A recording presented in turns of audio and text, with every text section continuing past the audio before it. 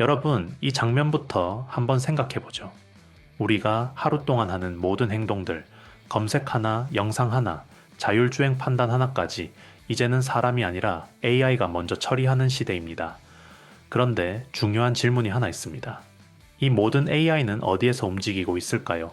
바로 데이터 센터입니다. AI 시대의 진짜 중심, 말 그대로 심장부입니다. AI 데이터 센터 하나를 돌리기 위해 필요한 건 상상을 뛰어넘습니다. 연산 칩만 수십만 개, 메모리는 수백만 개 단위로 깔립니다. 이건 서버 몇 대 늘리는 수준이 아닙니다. 하나의 산업 인프라를 새로 짓는 일입니다. 지금 미국에서는 스타게이트 프로젝트라는 이름 아래 초대형 AI 데이터 센터 20기가 동시에 건설되고 있습니다. 이게 의미하는 건 단순합니다.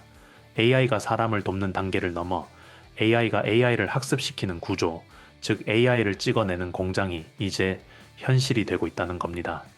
오늘은 이 흐름의 중심, AI 시대의 심장인 데이터 센터 이야기를 차분하게 구조부터 짚어보겠습니다. 이 거대한 AI 데이터 센터 구조를 하나하나 뜯어보면 공통적으로 반복해서 등장하는 요소가 있습니다.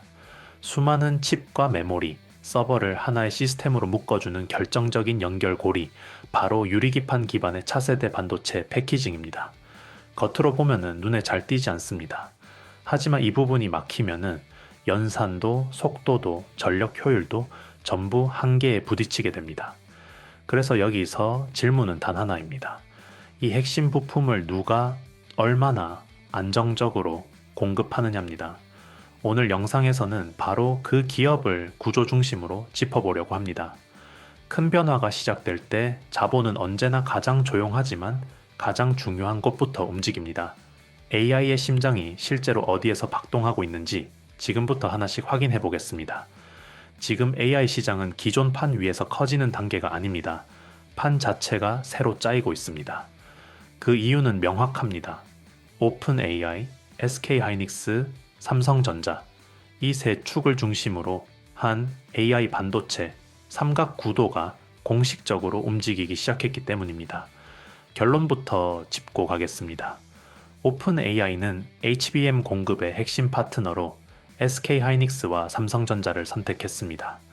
규모는 연간 약 100조 원, 단발성 계약이 아니라 AI 시대 전체를 전제로 한 장기 공급 구조입니다. 이 안에 들어가는 웨이퍼 물량만 봐도 연간 90만 장 이상, 전 세계 생산량 기준으로 보면 약 40%를 한국이 담당하는 구조입니다. 이 말은 곧 AI 반도체의 가장 깊은 중심부, 즉 심장부를 한국이 책임지게 됐다는 뜻입니다. AI 경쟁의 승부처가 소프트웨어를 지나 하드웨어, 그 중에서도 핵심 반도체 공급망으로 완전히 이동했다는 신호입니다. 그렇다면 여기서 자연스럽게 이 질문이 나옵니다. 왜 하필 한국이었을까요? 전 세계의 선택지는 많았습니다. 하지만 오픈AI가 최종적으로 고른 곳은 한국이었습니다. 이건 우연이 아닙니다. 이유는 세 가지입니다. 첫 번째, 한국은 이미 AI를 실제로 쓰고 있는 나라입니다. 차트GPT 사용량 기준으로 대한민국은 전 세계 최상위권, 사실상 AI가 일상 속에 가장 빠르게 침투한 시장 중 하나입니다. 실험 국가가 아니라 검증된 수요 시장이라는 뜻입니다.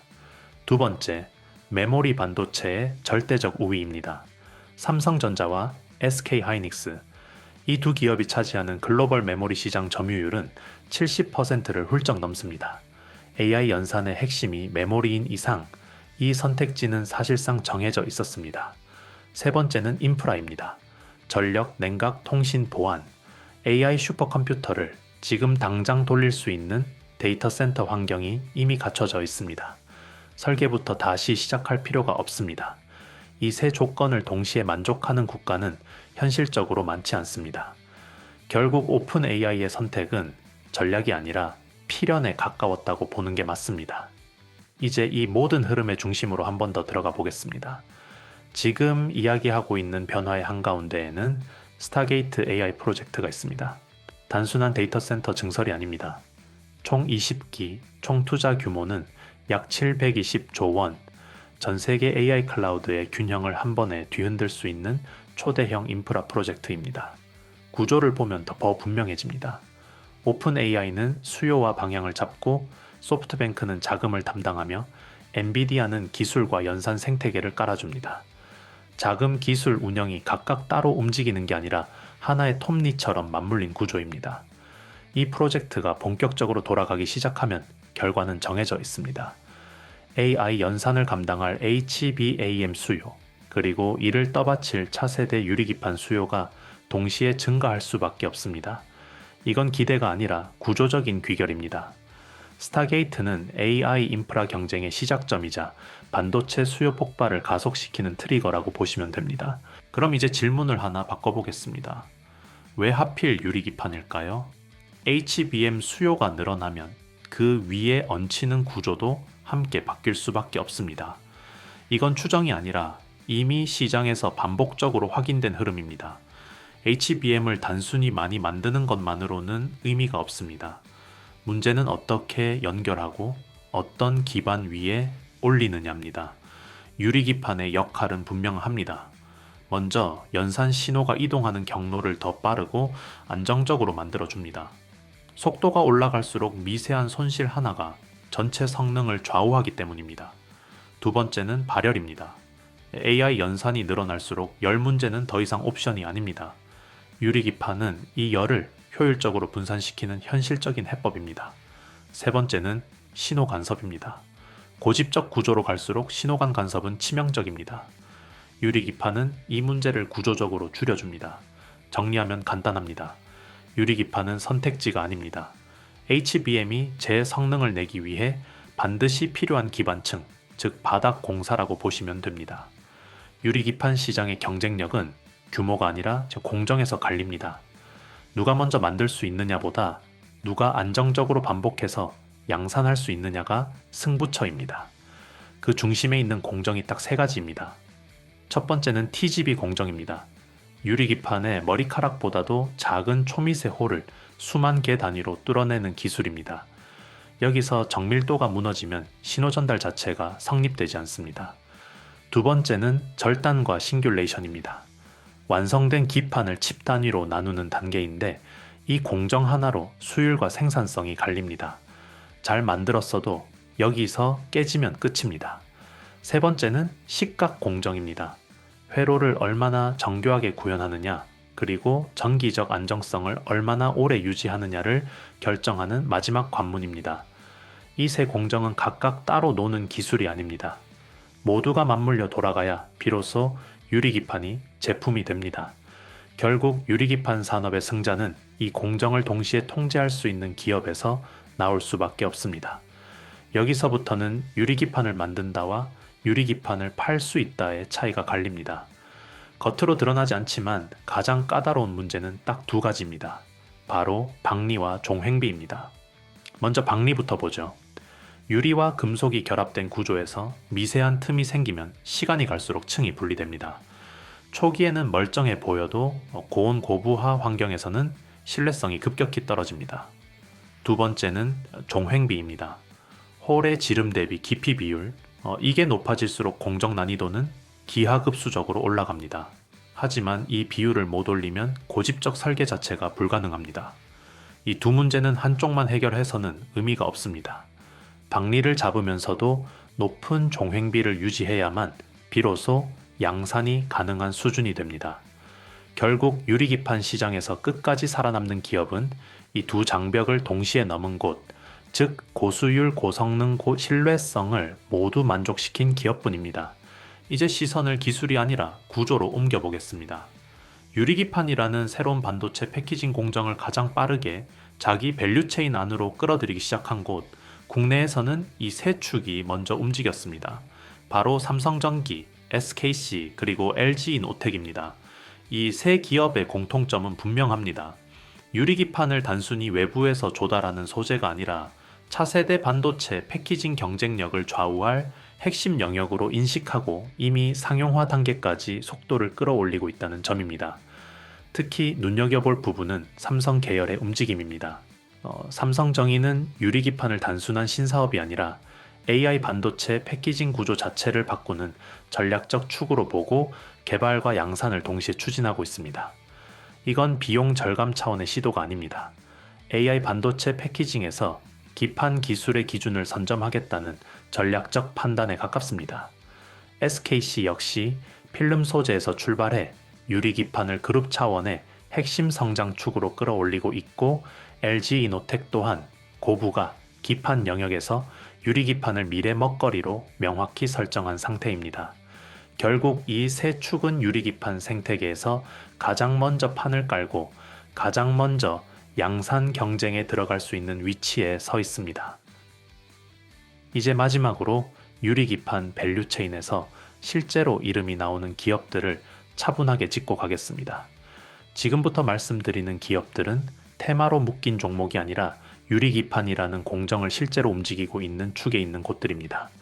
첫 번째는 CNG 하이테크입니다. 이 기업의 핵심은 유리기판 전공정을 잇는 MPVPD 공정 기술입니다. 특히 종횡비 1대 7.5 수준까지 구현을 했고 이미 삼성전자와 SK하이닉스 벤더 등록을 완료한 상태입니다. 단순 부품사가 아니라 유리기판 전공정을 연결해주는 허브 역할에 가깝습니다. 두 번째는 필옵틱스입니다.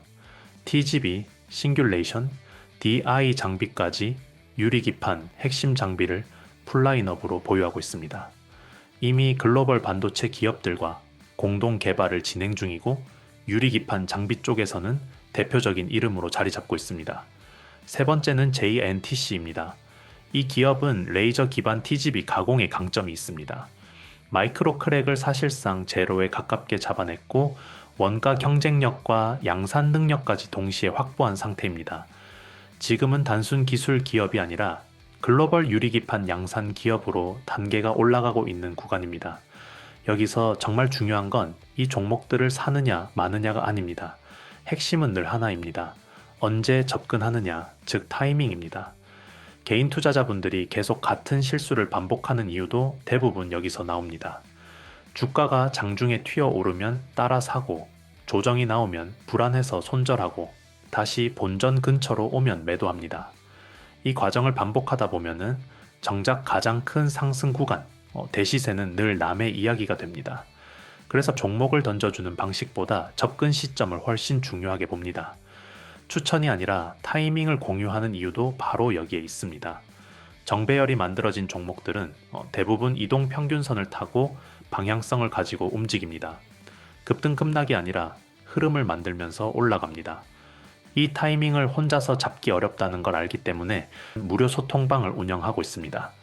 영상 댓글을 보시면은 박프로 소통방 링크가 있고 이 공간에서는 장중 실시간 타이밍과 주도주 흐름을 중심으로 로봇, AI, 피지컬 AI 관련 핵심 기업들을 함께 정리하고 있습니다. 공개 영상에서는 흐름 위주로 설명할 수밖에 없어서 구조적으로 더 중요한 부분들까지 모두 담기에는 한계가 있습니다. 그래서 소통방에서는 영상에서 다 하지 못한 구조 분석, 산업 연결 고리, 그리고 실제 시장에서 어떤 순서로 움직이는지를 조금 더 차분하게 공유하고 있습니다. 특히 2026년을 향해 움직이고 있는 히든 핵심 종목들은 소통방 참여자분들께만 따로 정리해서 전달드리고 있습니다. 이번 영상 이해를 돕기 위해 사용한 모든 핵심 자료들도 별도로 정리해 두었습니다. 단순 캡처가 아니라 흐름을 다시 복귀할 수 있도록 만든 자료이고 이 자료는 선착순 100명까지만 공유할 예정입니다. 지금 들어와 계신 분들은 이미 조용히 하지만 꽤 진지하게 흐름을 함께 보고 계십니다. 혼자서 고민하다 놓치기보다는 흐름과 타이밍을 같이 확인하고 판단하고 싶으신 분들은 영상 댓글 속 링크를 통해 편하게 들어오시면 됩니다. 광고나 홍보를 위한 공간이 아니라 시장을 구조적으로 보기 위한 소통 공간이라는 점, 이건 분명히 말씀드립니다. AI 반도체의 두 번째 큰 사이클은 이미 시작됐습니다. 그리고 그 중심에는 유리기판이라는 조용한 기술이 있습니다. 이제 경쟁은 어떤 칩을 쓰느냐가 아니라 그 칩을 어떤 기반 위에 올리느냐로 옮겨가고 있습니다. 보이지 않는 바닥에서 승부가 갈리는 구간입니다.